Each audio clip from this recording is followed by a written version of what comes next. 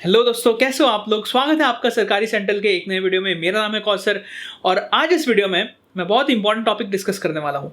तो government of India का recently एक नोटिफिकेशन आया है जिसमें कि ये बताया गया है कि नेशनल रिक्रूटमेंट एजेंसी एक इंस्टीट्यूशन सेटअप होगी और उसके अंडर में साल में 2 बार common entrance test CET conduct किया जाएगा और उसी के बेसिस पर आप दूसरे एग्जाम्स में अपीयर कर सकते हो। तो एग्जैक्टली क्या है ये CET और कैसे आपको इसके लिए रेडी होना चाहिए, बहुत सारे स्टूडेंट्स का कंसर्न आ रहा था। तो आज सारे कंसर्न्स और जितना भी कंफ्यूजन है इसके रिलेटेड सब क्लियर हो जाएगा इस वीडियो में। लेकिन सबसे पहले अगर आपने अभी तक इस चैनल को सब्सक्राइब नहीं किया है तो अभी के अभी सब्सक्राइब कर दो बेल नोटिफिकेशन के साथ, ताकि आपको ऐसे ही इंपॉर्टेंट और यूजफुल वीडियोज़ मिलते रहे।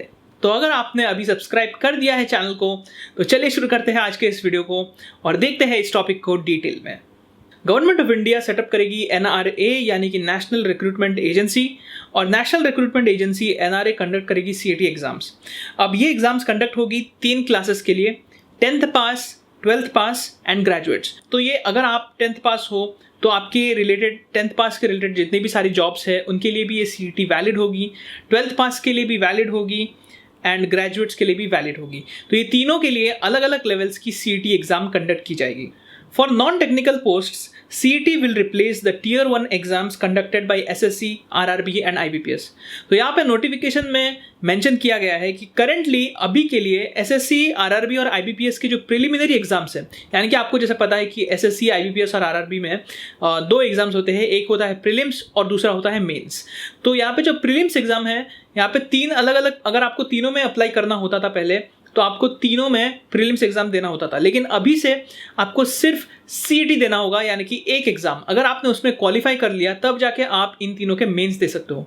ये भी पॉसिबल है कि फ्यूचर में इन तीनों एग्जाम्स को छोड़कर भी इसमें और एग्जाम्स ऐड कर दिए जाए, जैसे कि नाबार्ड या फिर मे बी RBI, SEBI और ऐसी बहुत सारी एग्जाम्स। लेकिन अभी के लिए सिर्फ RRB, SSC और IBPS इन तीनों एग्जाम्स में जो भी प्रीलिम एग्जाम्स होती है उन प्रीलिम्स एग्जाम को रिप्लेस किया गया है CET से। अब CET जो है वो शॉर्टलिस्ट करेगी कैंडिडेट्स को group B and group C post के लिए। तो जैसे कि आपको पता है कि UPSC का जो एग्जाम होता है सिविल सर्विस एग्जाम, उसमें ग्रुप A पोस्ट होते हैं, लेकिन जो SSC, CGL और इन सारी एग्जाम्स में ग्रुप B और ग्रुप C पोस्ट को रिक्रूट किया जाता है। जितने भी स्टूडेंट्स का ये कंसर्न था, बहुत सारे स्टूडेंट्स का, कि क्या ये एग्जाम सिर्फ इंग्लिश और हिंदी में कंडक्ट होगी, तो नहीं, ये एग्जाम्स मल्टीपल लैंग्वेजेस में कंडक्ट की जाएगी, रीजनल लैंग्वेजेस में भी, ताकि जितने भी स्टूडेंट्स हैं जो अलग अलग रीजन से आते हैं, चाहे वो साउथ से हो, नॉर्थ से हो, ईस्ट से हो, वेस्ट से हो, डजेंट मैटर, आप कहीं से भी हो, आपके लैंग्वेज के हिसाब से आप इस एग्जाम को दे सकते हो। अब ये बहुत इंपॉर्टेंट चीज़ है दोस्तों। अभी अगर किसी कैंडिडेट को किसी एग्जाम में अप्लाई करना है तो वो प्रीलिम्स एग्जाम देता है। प्रीलिम्स में अगर उसने क्वालिफाई कर लिया तो उसका जो स्कोर है वो वैलिड होता है, उसका क्वालिफिकेशन वैलिड होता है सिर्फ इसी एग्जाम के लिए। यानी कि सिर्फ अगर समझ लो फॉर एग्जांपल आपने IBPS में प्रीलिम्स क्लियर किया तो सिर्फ आप IBPS का मेंस बैठ सकते हो, वो भी सिर्फ इस बार। लेकिन CET में NRA के अनुसार आप 3 साल तक उस स्कोर को यूज करके मेंस में अपीयर कर सकते हो। यानी कि आपने एक बार CET क्वालिफाई कर लिया, उसके बाद आपको वापस से CET देने की जरूरत नहीं है, वापस से आपको प्रीलिम्स एग्जाम देने की जरूरत नहीं है। आप IBPS, SSC और RRB में डायरेक्ट मेंस के लिए अपीयर कर सकते हो। यानी कि आपने एक बार क्वालिफाई कर लिया प्रीलिम्स CET, उसके बाद आप अगर मेंस आपका क्लियर नहीं होता SSC में तो आप नेक्स्ट टाइम डायरेक्टली मेंस दोगे, नेक्स्ट टाइम आप प्रीलिम्स नहीं दोगे। तो जैसा कि मैंने आपको पहले बताया कि NRA इसको कंडक्ट करेगा ट्वाइस अ ईयर, और हो सकता है कि फ्यूचर में अगर गवर्नमेंट को ऐसा लगा कि 2 बार सफिशिएंट नहीं है साल में, बिकॉज आपको भी पता है कि एक स्टूडेंट के पास कितनी सारी अपॉर्चुनिटीज़ है, बहुत सारे एग्जाम्स है उसके पास, IBPS, RRB, SSC, CGL, NABARD और ऐसी कितनी सारी एग्जाम्स है। IBPS के ही कितने सारे एग्जाम्स है जिसमें आप प्रीलिम्स दे सकते हो, तो आपको बहुत सारे टर्न्स मिलते हैं, यानी कि आपको साल में 8 से 10 बार अपॉर्चुनिटी मिलती है। लेकिन इसमें कैसा है कि अगर आपने समझ लो जनवरी में CET कंडक्ट हुआ और जनवरी में आपका क्लियर नहीं हुआ तो आपको वेट करना पड़ेगा जून तक या जुलाई तक, और अगर जुलाई में नहीं हुआ क्लियर तो आपको वापस से 1 साल आपका वेस्ट हो गया, तो आपको नेक्स्ट ईयर वापस जनवरी में अप्लाई करना होगा। तो ये एक बहुत बड़ा डिसएडवांटेज है इसका। और as expected it will be a multiple choice question. अब सिलेबस के बारे में हमें पता नहीं है कि एग्जैक्टली क्या सिलेबस होगा, लेकिन मेरे हिसाब से एकदम बेसिक सिलेबस होना चाहिए, बिकॉज ये एक कॉमन एग्जाम है। तो अब आ जाते हैं इसके एडवांटेजेस और डिसएडवांटेजेस में। तो एडवांटेजेस भी है इसके और डिसएडवांटेजेस भी है। पहले देख लेते हैं एडवांटेजेस। तो एडवांटेज नंबर 1 है कि सिंगल एग्जाम फॉर ऑल। तो इसमें सबके लिए आपको हर एग्जाम के लिए अभी आपको प्रीलिम्स बार बार देने की ज़रूरत नहीं है। अगर आपने अच्छे से एक बार प्रीलिम्स के लिए प्रिपेयर कर लिया, आपने कुछ टेस्ट दे दिए और अच्छे से आपने प्रिपेयर करके इस एग्ज़ाम को दे दिया, तो आपका सीईटी क्लियर हो जाएगा, बिकॉज ये प्रिलिमिनरी राउंड होगा, क्वालिफिकेशन राउंड होगा।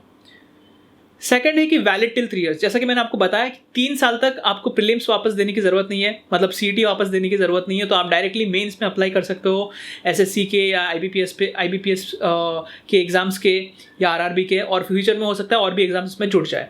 तो 3 साल तक आप डायरेक्टली मेंस के लिए अप्लाई कर सकते हो, तो काफ़ी अच्छा, ये भी एक अच्छा एडवांटेज है। नंबर 3 है कि prelims common syllabus for IBPS, RRB and SSC. जैसे कि मैंने आपको बताया कि कॉमन सिलेबस होगा, तो यहाँ पे आपको अलग अलग एग्जाम्स के लिए अलग अलग स्ट्रैटेजी यूज़ करने की ज़रूरत नहीं है।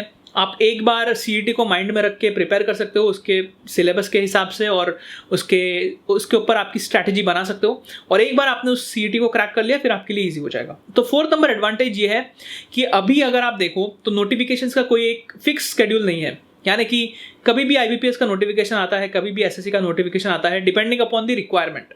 तो उसमें क्या होता है कि स्टूडेंट्स को एक पता नहीं चलता स्टूडेंट्स को कि कब नोटिफिकेशन आने वाला है, तो उसकी वजह से काफ़ी कन्फ्यूजन बना हुआ रहता है।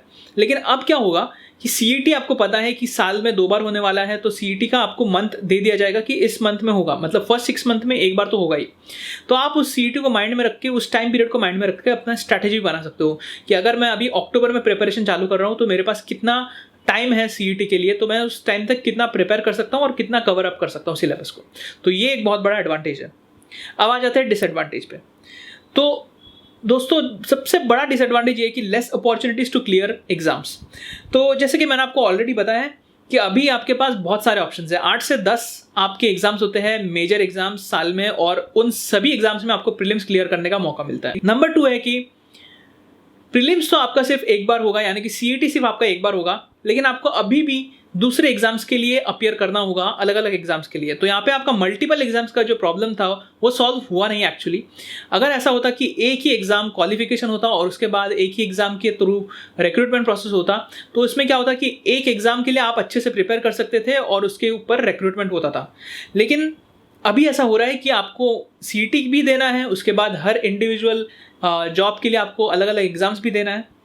तो इसी के साथ मैं आ जाता हूँ फाइनल डिसएडवांटेज पे, यानी कि आपको सीईटी के लिए फ़ी भरना होगा और साथ में आपको हर एक एग्ज़ाम के लिए फ़ी भरना होगा। तो अभी तो आप हर एक एग्ज़ाम के लिए, आईबीपीएस के लिए फ़ी भर रहे हो, एसएससी के लिए फ़ी भर रहे हो, तो आपको वो तो करना ही है, लेकिन साथ में आपको सीईटी के लिए भी अलग से फ़ी भरना होगा अभी। तो ये थे कुछ एडवांटेजेस और डिसएडवांटेजेस। आपको क्या लगता है कि क्या ये एक अच्छा स्टेप है या इतना अच्छा स्टेप नहीं है? मैं जानना चाहूँगा आपसे कमेंट सेक्शन में। और कैसा लगा आपको ये वीडियो, आप मुझे बता सकते हो कमेंट सेक्शन में, और लाइक और शेयर कर देना इस वीडियो को, सब्सक्राइब भी कर देना चैनल को। और अगर आप मेरे स्टडी ग्रुप्स को ज्वाइन करना चाहते हो तो लिंक मैंने डिस्क्रिप्शन और कमेंट सेक्शन में डाल दिया है। तो मैं मिलूंगा आपसे अगले वीडियो में, तब तक के लिए देखते रहिए सरकारी central, and best of luck for your preparation.